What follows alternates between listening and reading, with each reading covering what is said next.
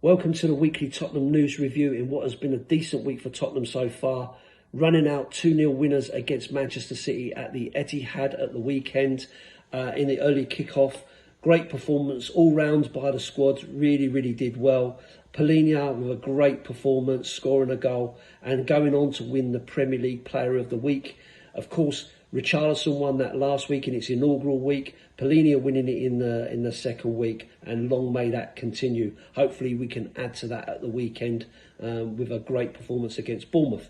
In terms of competitions, we've obviously heard the draw against Doncaster Rovers in the Carabao Cup, which is a brilliant result for us. One where you'd like to think that we could easily progress from that.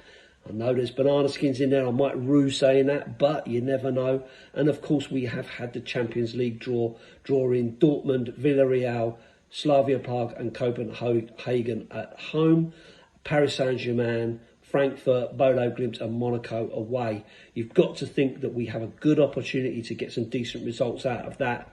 Obviously, there was lots of talk about not playing teams like Bodo Glimt and Frankfurt in the Champions League. Well, that's kind of shut a few people up because we've got them again. And we had good performances out there at a time when we were going through a very difficult time.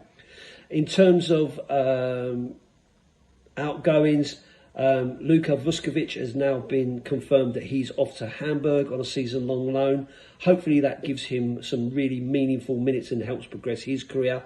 I like him. I think he's a really decent player, has shown what he's got. Big and strong and sensible. Hopefully he can show what he's got there and come back to Tottenham next season as a more senior pro.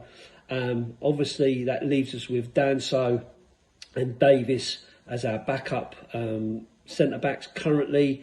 But of course we do have Kota Takai to come in once he's over his injury. And of course the final thing to talk about, Jed Spence getting called up to the England squad. Great news for Jed, considering the difficulties he's had in his Tottenham career, to finally nail down his place in the squad and being a regular starter and putting in some really decent performances. You didn't think I was going to say it, did I? But of course, I'm going to leave you with, we are very close to signing Xavi Simons, and hopefully that will be over the line by the time you get to see this video. I am told it's very close. We've had the here we go. All we need is the official confirmation. Up the Spurs.